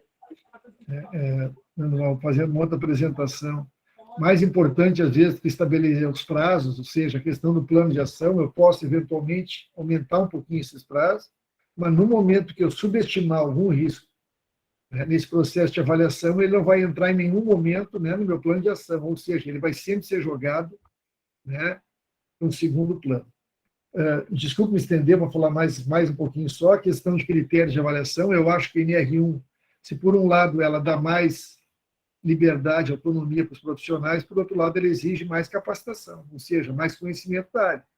Por exemplo, o critério de avaliação, a gente estava acostumado basicamente com o NR15, agora nós temos o NR15, nós já temos a questão do NR9, né, na questão dos novos anexos, né, que são bem mais detalhados, a questão dos anexos do NR9, por enquanto nós temos 2, mas tem outros aí saindo do forno. Nós temos, né, a liberdade, mas tem que ter conhecimento para os colegas, né, fazerem uma adequada avaliação qualitativa. Ele pode fazer, né, uma avaliação qualitativa, ele pode fazer uma avaliação semi-qualitativa, né, ou semi-quantitativa, ou seja, a parte qualitativa e quantitativa, mas é obrigado, ou seja, né, nós não vamos ter saída, tá, pessoal? Nós vamos ter que se atualizar a partir na questão do gerenciamento desse processo de avaliação e gerenciamento de riscos. Tá? Era isso. Que mais uma questão para encerrar, né? Tomar cuidado na questão de avaliação de riscos, né? Não aplicar NR3 para avaliação de riscos. Eu acho importante, tá, Maria Regina, fazer esse processo de aplicação da matriz de NRTs, mas para caracterização de risco grave iminente, não para avaliação de risco e estabelecimento de prioridade. Tá? Então, acho importante também, a gente tem, eventualmente, tem empresas que têm aplicado a matriz, simplesmente o seguinte, olha, aplica NR3, não é grave iminente risco, então o problema vai para baixo do tapete. Ou seja, faz aquele processo, né, do gap, da diferença, né, do nível de risco e acaba não tratando, né, o risco ocupacional de forma adequada. Desculpa, me estendi um pouquinho, mas eu precisava fazer essas observações. E está aí o alerta, né? Necessidade de atualização. Vamos ficar esperto. Ale Carvalho, comente sobre a mistura de documentos em que unificam laudos trabalhistas e previdenciários num só. Para quem é essa pergunta? Pode ser para mim. Não, de novo. Cara, isso é um absurdo. Eu tenho dito para as pessoas, são duas legislações, são fiscais diferentes. Eles querem facilitar aquela história do Ctrl+C, Ctrl+V. O pessoal separa. Se tu vai numa reclamatória trabalhista, tu não vai levar levantamentos da parte previdenciária. Se bater o fiscal do Ministério do Trabalho, não tem nada que mostrar coisas da Previdência. Assim como o outro lado é a verdade. É que eles querem botar menos papel. Bota aqui os dois, botei o ruído, vale para esse, vale para aquele. No software até pode aparecer na mesma tela, mas quando sai o documento tem que ser separado. Não pode, são legislações diferentes, são para situações diferentes, são fiscais diferentes. Bom, não vou estender que é isso mesmo. Obrigado. Luiz Francisco Lopes. Como cobrarão multas dos órgãos públicos do Poder Executivo, tendo a grande maioria servidores estatutários? Isso eu imagino que seja para o Sérgio Garcia. Sinceramente, não tem como. Né? A questão, se for a maioria, se for a totalidade, não tem como. Se for a maioria, tiver ao menos um seletista, consegue-se fazer, né, a questão dos autos de infração. O que normalmente é feito, esse tipo de situação, quando se encontra, né, irregularidades em órgãos públicos, né, se manda para Ministério Público do Trabalho e Tribunal de Contas, né, da União. Agora, a questão de autuação, né, as normas regulamentadoras, né, elas regulamentam a CLT, ou seja, o artigo 155 a 201 da CLT. Então, mas se tiver um trabalhador seletista, se dá um jeito. Mas o problema é quando não tem, né? Aí é mais complicado. Ok, obrigado. Cláudio, hoje eu ainda percebo que a fiscalização pouco se dá em cima das empresas de pequeno porte da construção civil. Isso tende a mudar com o E-Social? Fala sobre a E-Social, mas eu acho que a pergunta é mais para o Sérgio Garcia aqui, né? Vamos lá. Questão de empresa de pequeno porte, né? A gente tem um planejamento aqui de fiscalização. A construção civil, especificamente, né? Esse ano não é projeto prioritário aqui da fiscalização. A construção civil no Rio Grande do Sul, sejamos honestos, né? Principalmente em construtoras maiores, né? A questão de segurança e saúde melhorou bastante, e isso a gente deve, né? Tem diversos profissionais aqui que estão nesse evento, a gente tem que reconhecer, né, o trabalho de diversos colegas. Acho que é um trabalho integrado, né, Maria Regina, de vocês, né, de vocês, profissionais, nós da fiscalização, né, das empresas também, né, a gente briga, mas no final acaba se acertando, né, no bom sentido. Agora, a questão de realmente empresas menores de construção civil, né, vamos dizer, construtoras menores, né, eu concordo que a gente está um pouco a desejar. Até porque, como eu comentei anteriormente, a redução do número de auditores fiscais do Ministério do Trabalho. Hoje, nós aqui em Porto Alegre, para vocês terem uma ideia, nós temos 10 auditores na área de segurança e saúde em serviço externo. Nós já tivemos mais de 30 aqui, nós tínhamos 5, 6 colegas por plantão por dia, e hoje em dia nós temos aqui 10 auditores fiscais em serviço externo. Então, realmente, né, o nosso alcance reduziu bastante. Como eu comentei anteriormente, aumentou muito a demanda por trabalho análogo escravo, né, e o trabalho análogo escravo, né, dá mais trabalho com o processo de interdição, né, porque tem todo, né, um processo de reconhecimento de vínculo, e inclui bastante a área de segurança e saúde. Então, realmente, eu concordo com o colega, não estou aqui para passar pano.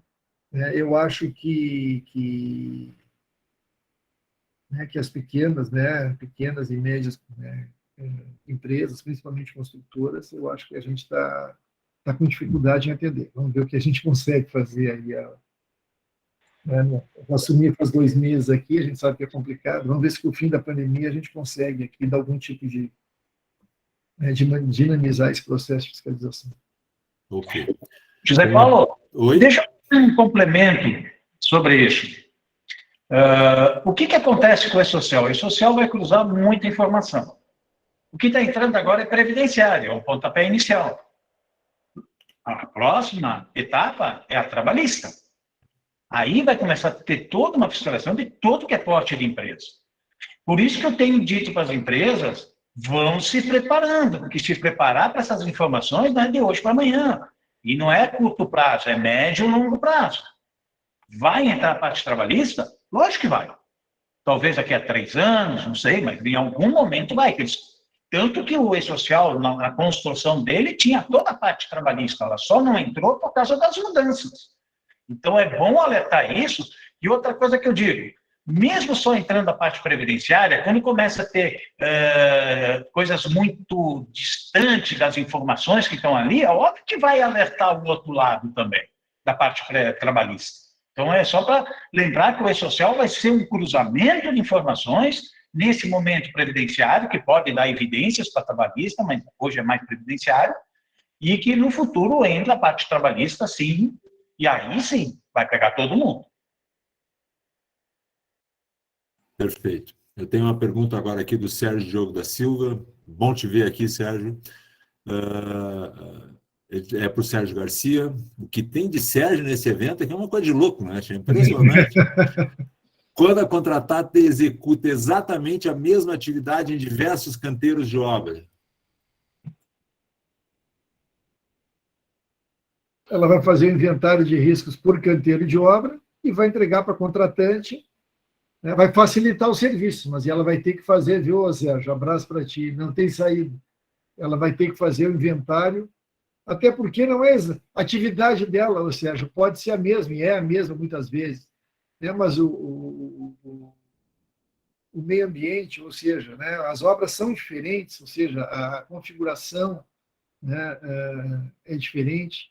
Então, a NR18, né, NR18 e NR1 estabelece, ela vai ter que fazer esse inventário por canteiro de obra, vai passar essas informações para o contratante, e aí ele vai elaborar o PGR, estabelecer o cronograma. Bom, agora, quem vai implementar as medidas de controle, porque aí tem custos, né, aí vai ter que ter definido entre as partes. Tá? Então, aí tem que ver como é que está feito, né, como é que foi assinado esse contrato, e definir quem faz o quê, né? Pessoal, é o seguinte, nós temos só mais 3 perguntas e eu já ultrapassei o horário aqui. Eu vou pedir licença para vocês para a gente prolongar um pouquinho para poder responder essas 3 perguntas. Pode ser? Senão vão ficar muito bravos comigo, né? Senão vai ficar alguns aqui sem resposta, parece que é desatenção nossa aqui. Como fazemos para diminuir esse tipo de fraude? Denunciamos ao Ministério do Trabalho? Existe algum canal? Eu me perdi um pouquinho qual é a fraude que nós estamos falando. Seria talvez o assunto do SAM de não ter feito os treinamentos de forma correta. Talvez seja isso. Se o Carlos quiser complementar, fica à vontade. O SAM. Para impedir isso aí é uma fiscalização por parte da empresa. Uhum. Ela está contratando alguém, ela tem que ter certeza, tem que confiar nessa empresa. Ou seja, eu vou responder um pouquinho mais sobre as pequenas empresas, os empreiteiros. Os empreiteiros estão melhorando consideravelmente a sua estrutura devido às exigências que as construtoras estão fazendo. Hoje, um empreiteiro que quiser se manter na construção civil ou nos outros segmentos como terceirizados, nas empresas que estão seguindo bem o foco do governo, eles vão ter que se organizar. E como é que se faz esse pessoal organizar? Fiscalizando. Então, as contratantes vão ter que fiscalizar as contratadas e descobrir. É fácil de descobrir. Treinamento é fácil de descobrir. E faz pega pode ficar certo que é um rastilho de pólvora e os outros começam a se preocupar. Olha, naquela empresa, para prestar serviço lá, tem que estar tudo em dia. Fiscalização por parte das contratantes. Isso. A responsabilidade pelo exercício profissional dos conselhos, né? A fiscalização do Ministério do Trabalho fiscaliza as empresas, né? Fiscalização do exercício cabe aos conselhos. E o que vai acontecer? A fiscalização, o Sérgio não abordou, mas, na verdade, a parte de documentação vai ser pedida via e-mail. Né? Quer dizer, vai ser por meio eletrônico e se não tiver, qualquer pessoa experiente sabe quando tem fraude em alguma coisa. Então, a tendência da fraude é terminar, ou termina por boa vontade ou por má vontade. Espero que nós tenhamos respondido a pergunta do Carlos. Carlos, isso. O Ayrton Jauer, acho que é assim, pergunta para o Sérgio Garcia: qual a base para realizar exames médicos em MEI ou ME dispensados do PCMSO?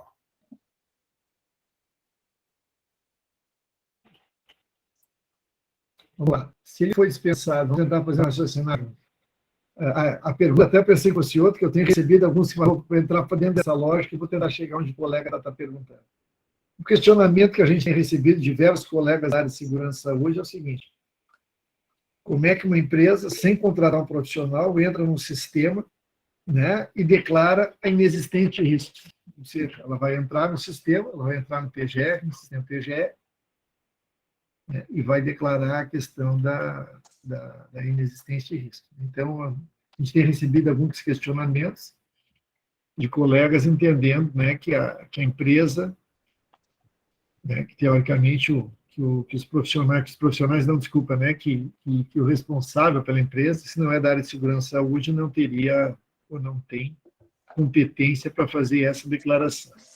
Agora, isso é uma questão importante, né, que pode e deve ser questionada. Agora, a questão, eu acho que do PCMSO é mais tranquilo, até porque no momento que o médico for fazer o exame médico, ele vai fazer uma anamnese, né? Um bom médico vai fazer uma anamnese ocupacional. Ele vai conversar com o trabalhador, vai perguntar quais são as atividades, quais são, né, as atividades, e a partir das atividades vai tentar, né, fazer uma relação com os riscos e vai determinar os exames.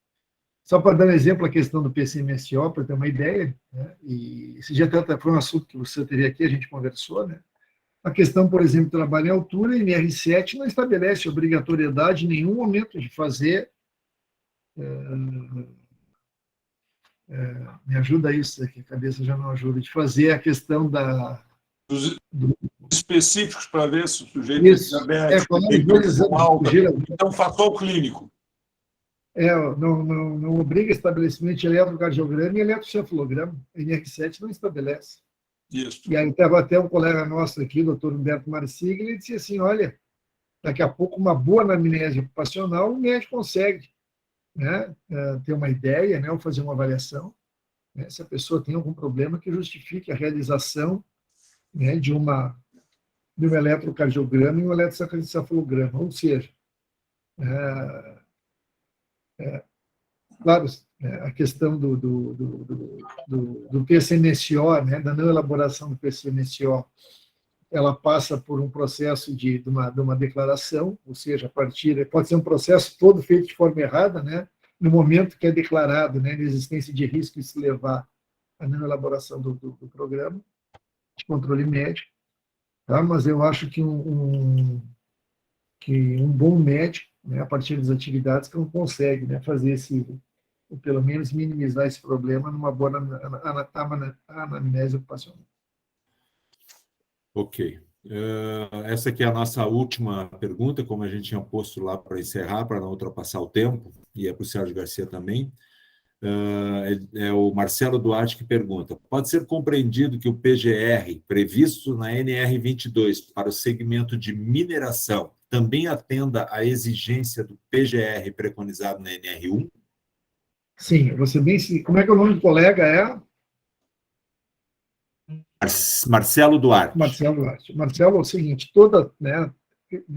o objetivo da harmonização foi esse, ou seja, estabelecimento de critérios, né, ou seja, de metodologias, né, de harmonização com o NR1.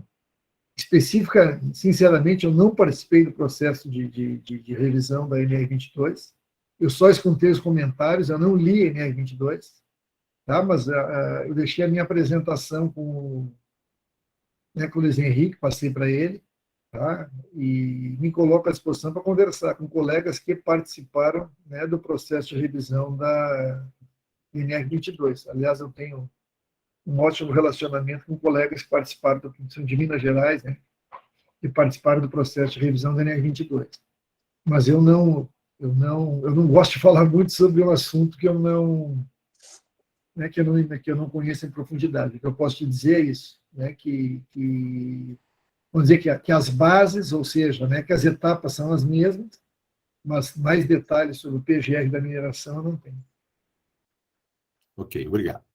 Bom, então, antes da gente encerrar, eu queria passar a palavra para cada um dos nossos palestrantes, para ver se eles têm alguma mensagem final aí, para a gente dar o rumo e todo mundo ir jantar, que está na hora. Sérgio Garcia. Começo mesmo, então? Então, eu vou na linha, né, para encerrar, no que eu já tinha comentado anteriormente. Eu acho que as normas regulamentadoras, né, estão dando, ou seja, uma maior autonomia para os profissionais. Isso era uma exigência, uma solicitação antiga, né, que os colegas, que nós, né, da área de segurança, solicitávamos. mas eu acho que agora chegou a nossa hora de conseguir dar esse retorno, ou seja, né, estabelece N situações, eu estava dando uma olhadinha antes da NR18, por exemplo, no próprio PGR, né, de projetos alternativos e, e outras medidas, né, que podem ser desenvolvidas pelos profissionais, mas eu acho que a gente vai ter que de alguma forma, né, corresponder, né, a essa nossa liberdade, a essa nossa maior autonomia, né, nesse processo de identificação, avaliação, né, e propostas de controle de risco. Né? Como você disse, eu não acho que o GRO, né, a questão do PGR em relação ao PPRA, né, facilitou. Também não vou dizer que dificultou, né, mas eu acho que ele nos exige um pouco mais, ou seja, ele é mais detalhista, ele é mais abrangente e a gente vai ter que, né, vai ter que encarar isso aí e fazer, né, fazer acontecer. Obrigado, Sérgio. Luciano. Bem, eu acho que eventos como esse devem ser repetidos várias vezes, mas o mais importante de tudo, e aqui eu quero fazer um comentário pessoal, comentário profissional e como integrante de vários grupos, elogiar a presença do Sérgio Garcia. Pela primeira vez, nós podemos dizer que nós temos um auditor fiscal que coordena a equipe de auditor fiscal, que senta, conversa, discute, explica, aceita críticas e também se posiciona firmemente quando necessário. Porque para nós darmos o próximo passo no crescimento da diminuição dos acidentes, nós precisamos de diálogo.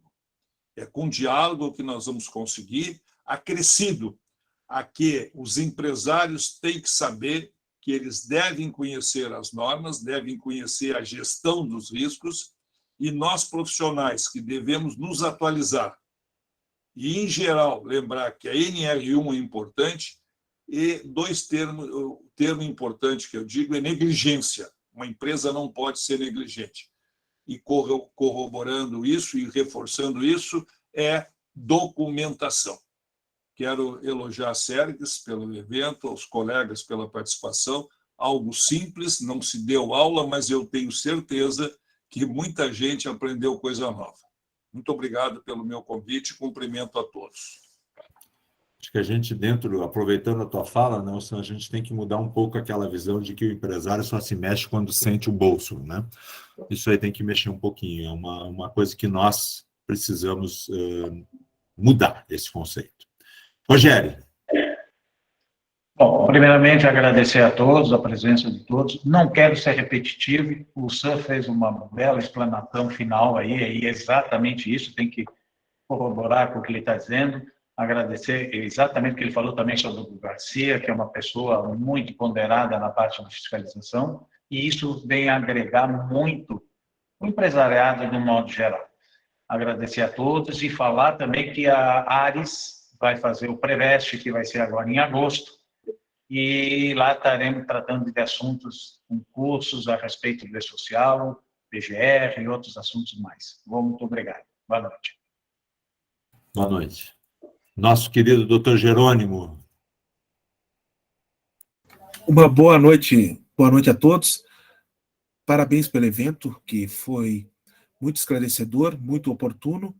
Que nem o colega falou, é importante que tenham mais eventos. E, mais uma vez, parabéns para vocês que foram excelentes nas explanações. Muito obrigado. Então, pessoal, só lembrando que a Fernanda falou lá no início, né? A Sociedade de Engenharia, ela não é um sindicato, ela não está ligada a empresas, ela não está ligada a trabalhadores, ela não está ligada a patronal nem a laboral, né? Ela é uma entidade que congrega os engenheiros, né? Eu convido a todos que não são sócios que venham participar, porque todos nós temos muito o que contribuir. A Sociedade de Engenharia tem 90, agora não me lembro, acho que são 93, Sérgio me ajuda, Sérgio Diogo, sabe, 91, né? Ou 93 anos, e teve uma participação muito grande na história da engenharia desse estado. Não dá para nós imaginarmos que a gente vai fazer um Rio Grande crescer em qualquer área, seja em segurança ou em todas as outras, sem a participação do engenheiro.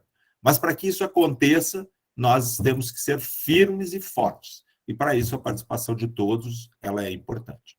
Eu queria agradecer, desejar uma boa noite a todos, em especial aos nossos palestrantes, ao nosso moderador, que se dispuseram a dividir com a gente o seu conhecimento.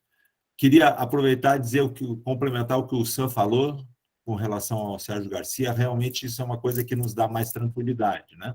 A gente tem que ter a superintendência, eu não vou usar o termo como aliado, mas como alguém que está nos orientando para que a gente venha fazer o caminho certo, porque eu tenho certeza de que todos querem o caminho certo, e esse caminho ele está lá na redução dos acidentes, na certeza de que o nosso trabalhador vai chegar em casa no final do dia bem.